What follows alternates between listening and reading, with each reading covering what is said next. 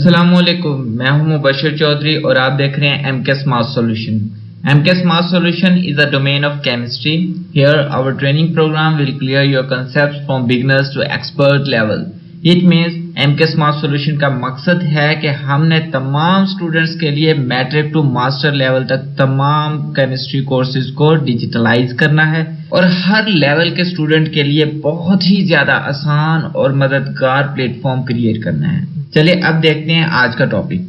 अब बात करेंगे इंट्रोडक्शन ऑफ केमिकल इंडस्ट्रीज क्या होती हैं। मतलब केमिकल इंडस्ट्रीज के बारे में मुकम्मल डिटेल से डिस्कशन करेंगे यहाँ पे कि केमिकल इंडस्ट्रीज क्यों जरूरी थी, इसे क्यों बनाया गया, या फिर केमिकल इंडस्ट्रीज की आज के दौर में क्या नीड्स हो सकती हैं। उन सब पॉइंट्स को हम यहाँ पे डिस्कस करने की कोशिश करेंगे। तो सबसे पहले समझते हैं केमिकल इंडस्ट्रीज क्यों जरूरी है। Chemical industries are established to meet the needs of the modern society. मतलब आज के वक्त में जो सोसाइटी बिल्ड की गई है उसकी तमाम नीड्स को पूरा करने के लिए केमिकल इंडस्ट्रीज बिल्ड की गई, एस्टेब्लिश की गई। As the metal play a very important role, major role in the progress of society. जैसे कि सिर्फ और सिर्फ हम मेटल की बात कर लेना कि आज के दौर में मेटल की क्या अहमियत है, तो आप खुद अपने ऑब्जर्वेशन को बना सकते हैं, अपने इर्द गिर्द के माहौल को एनालाइज कर सकते हैं। उसमें आप देख सकते हैं कि मेटल कहाँ पे इस्तेमाल नहीं हो रहा। व्हीकल्स बनाने के लिए मेटल इस्तेमाल हो रहा है, हाउसेस की कंस्ट्रक्शन के लिए मेटल इस्तेमाल हो रहा है, बिल्डिंग्स बनाने के लिए, प्लाजे बनाने के लिए मेटल इस्तेमाल हो रहा है। इसलिए जिंदगी के हर एक इंपॉर्टेंट पहलू को एनालाइज करें तो आपको मेटल की अहमियत का अंदाजा होगा कि मेटल कितना इंपॉर्टेंट, कितना मेजर रोल प्ले कर रहा है for the progress of society. Since the ages, मतलब कदीम वक्तों की बात कर लेते हैं, metal are use for making the tool, machine and other items. मतलब गुजरे हुए पुराने वक्त की बात कर लेते हैं, उस वक्त मेटल सिर्फ और सिर्फ टूल्स बनाने के लिए या कोई मशीन बनानी हो या फिर ऐसे कोई आइटम्स होती हैं जो मशीनरी के साथ इस्तेमाल किए जा रहे होते थे, उन्हें बनाने के लिए इस्तेमाल किए जाते थे। लेकिन इन this modern as, although the polymers have taken the place of metal, yet the importance of metal can not be ignored.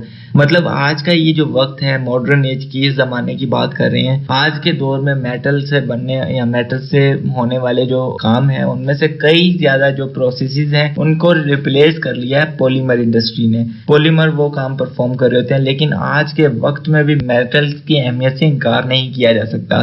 They are still use for making the tools, machines, machine parts and other item. मतलब आज के वक्त में भी metal जो होते हैं वो टूल्स बनाने के लिए, मशीन्स बनाने के लिए, मशीन के हिस्से बनाने के लिए, तो या कोई भी एसेसरी प्रोडक्ट्स या एसेसरी आइटम्स बनाने के लिए इस्तेमाल किया जाता है। Above all, process are involved in the metallurgical operation that we deal with the much detail next in this chapter. मतलब मेटल्स के लिए हमें क्या मेटलर्जिकल ऑपरेशंस परफॉर्म करने होते हैं, और जो मेटलर्जिकल ऑपरेशन मेटल को हासिल करने के लिए, मेटल से कंस्ट्रक्शन परफॉर्म करने के लिए और बहुत से प्रोसेस में मेटल को इन्वॉल्व करने के लिए जरूरी होते हैं, वो इस पूरे चैप्टर में हम step by step complete detail से डिस्कस करेंगे।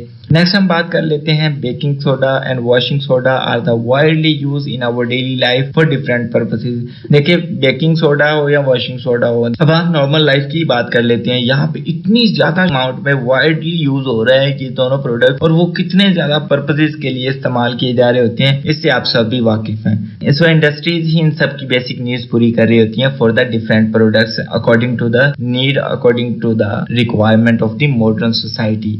सो बात करते हैं Solvay process is used for that purpose. Solvay process इस्तेमाल हो रहा होता है बेकिंग सोडा या वॉशिंग सोडा को बनाने के लिए, which will be discussed here in detail। मतलब जिसे इस पूरे चैप्टर में हम बहुत ही ज्यादा डिटेल से डिस्कस करेंगे। सो सबसे पहले हमने बात कर ली कि हम मेटलर्जिकल ऑपरेशंस को डिस्कस करेंगे for obtaining the ore, for manufacturing the product of metals and etcetera etcetera हम डील करेंगे इस चैप्टर में बहुत ही ज्यादा डिटेल से। और उसके बाद हमने बेकिंग सोडा और वॉशिंग सोडा की अहमियत की बात कर ली कि कितने ज्यादा वाइड रेंज पे ये इस्तेमाल हो रहा होता है, बहुत सारे पर्पसेस के लिए बनाया कैसे जा रहा होता है, जिसमें हमने सबसे बेसिक और सबसे इंपॉर्टेंट प्रोसेस को एनालाइज करने की बात की। सॉल्वेज प्रोसेस को यूज किया जाएगा फॉर दिस पर्पस, जिसे हम इस चैप्टर में बहुत ही ज्यादा डिटेल से डिस्कस करने वाले हैं।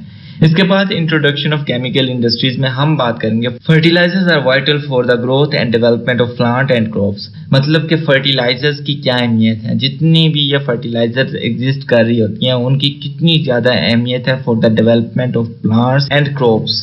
मतलब फसलों के लिए, पौधों के लिए फर्टिलाइजर कितने अहम है, जमीन के न्यूट्रिएंट्स पूरे करने के लिए, जमीन की फर्टिलिटी को इम्प्रूव करने के लिए फर्टिलाइजर कितने अहम है। Hence the synthesis of the fertilizer have been explained here।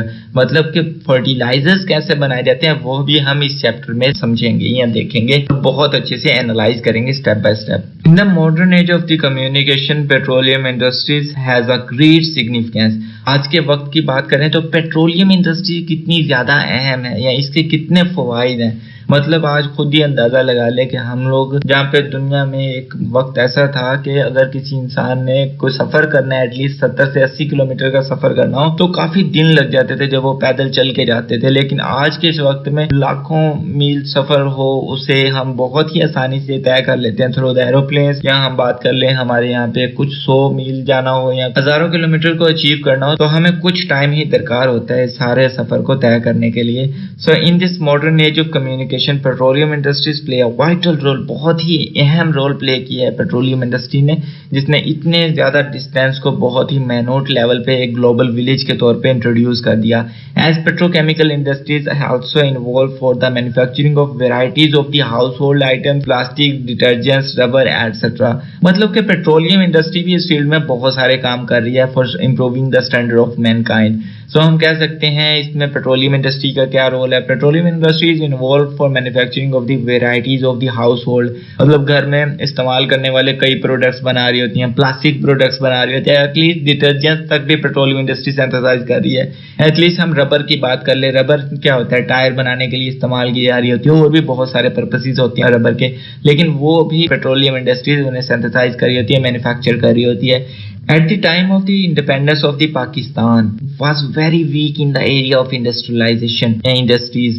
मतलब कि जब आज़ादी हुई 1947 के वक्त में हम बात कर लेते हैं कि पाकिस्तान जो था वो इंडस्ट्री की फील्ड में बहुत ही ज़्यादा वीक था। As 920 big industrial units were placed in India at that time, while Pakistan got only 34 units। मतलब कि ओवरऑल अगर बात करें तो जब पाकिस्तान और हिंदुस्तान एक थे, मतलब पार्टीशन से पहले के वक्त की बात कर लेते हैं, तो अंग्रेजों ने इंडस्ट्रियल फील्ड में बहुत ज्यादा काम किया था। जैसे कि हम कह सकते हैं 921 बिग इंडस्ट्रियल यूनिट्स उन लोगों ने लगाए थे।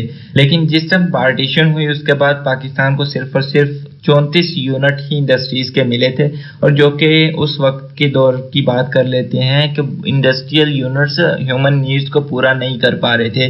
लेकिन after that a great revolution came in the era of the industries of Pakistan. मतलब वक्त के साथ साथ पाकिस्तान की इंडस्ट्रियल फील्ड ने बहुत ज्यादा तरक्की की है। Now the Pakistan is producing fertilizers, chemicals, cement, steel, heavy engine machines and tools.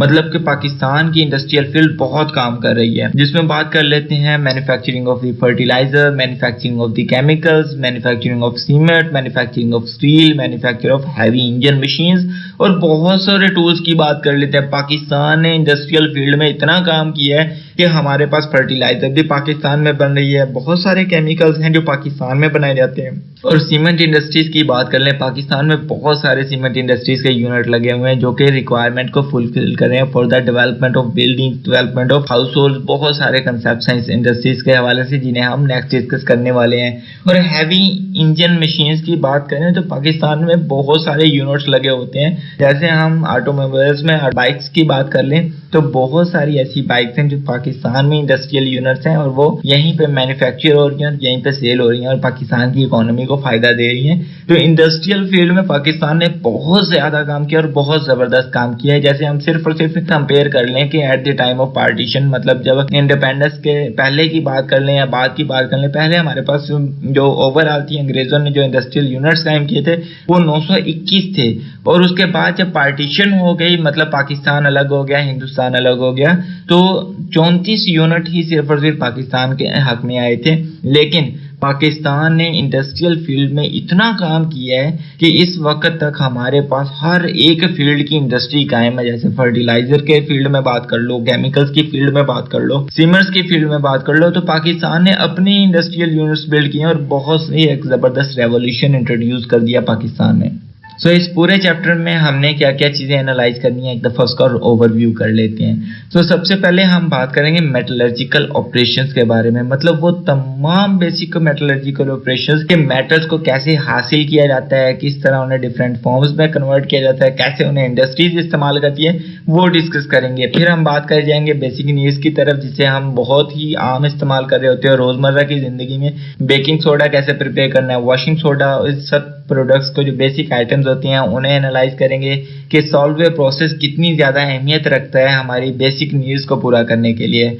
फिर हम बात करेंगे फर्टिलाइजर की तरफ, फर्टिलाइजर इंडस्ट्री कितना काम कर रही है for the development and growth of the plants and crops. इस फील्ड में हम बात करेंगे जिसमें हम कहेंगे synthesis of the fertilizer has been explained here. इस चैप्टर में हम फर्टिलाइजर इंडस्ट्रीज को भी एक्सप्लेन करेंगे वन बाय वन। फिर हम बात करेंगे मॉडर्न एज की कम्युनिकेशन के बारे में, मतलब कि पेट्रोलियम इंडस्ट्री के बारे में, मतलब पेट्रोलियम इंडस्ट्री कितने सारे प्रोडक्ट्स प्रोड्यूस कर रही है, वो तमाम बेसिक रिएक्शंस, वो तमाम बेसिक प्रोसीजर को यहाँ पे इंट्रोड्यूस करेंगे और बहुत अच्छे से एक्सप्लेन करेंगे कि पेट्रोलियम इंडस्ट्री कैसे वर्क करती है, मतलब पेट्रोलियम प्रोडक्ट्स कैसे मिल रही होती हैं, पेट्रोलियम के बाद हम क्रूड ऑयल को कैसे रिफाइन कर सकते हैं। एक एक बेसिक प्रोडक्ट को, एक एक बेसिक आइटम को, एक एक बेसिक रिएक्शन को हम यहाँ पे डिस्कस करेंगे और समझेंगे इस टॉपिक में केमिकल इंडस्ट्रीज के। उसके बाद हम हिस्ट्रीज की बात कर लें या फिर हम स्टैंडर्ड ऑफ पाकिस्तान की बात कर लें कि पाकिस्तान में कितने इंडस्ट्रियल यूनिट्स लगे हुए हैं, अब तक पाकिस्तान ने इंडस्ट्रियल फील्ड में कितनी तरक्की कर ली है। उन सारे प्रोडक्ट्स को, उन सारे पॉइंट्स को हम यहाँ पे डिस्कस करेंगे। उम्मीद करता हूँ हमारी ये मेहनत आपके लिए मददगार साबित हो। प्लीज हमारे चैनल को सब्सक्राइब, लाइक, शेयर जरूर करें और अगर आप इस तमाम कोर्स को एक ऑर्गेनाइज्ड वे में स्टडी करना चाहते हैं तो आप हमारी वेबसाइट mksmathsolution.blogspot.com, जिसका लिंक डिस्क्रिप्शन में मौजूद है, उसे विजिट करें। यहाँ पे आपको आपके कोर्स से रिलेटेड तमाम डाटा एक वेल ऑर्गेनाइज्ड फॉर्म में मिलेगा from the matric to master level. Thanks to watch. If you have any query, you can find me in comment box or you can also contact me on WhatsApp. Khuda Hafiz.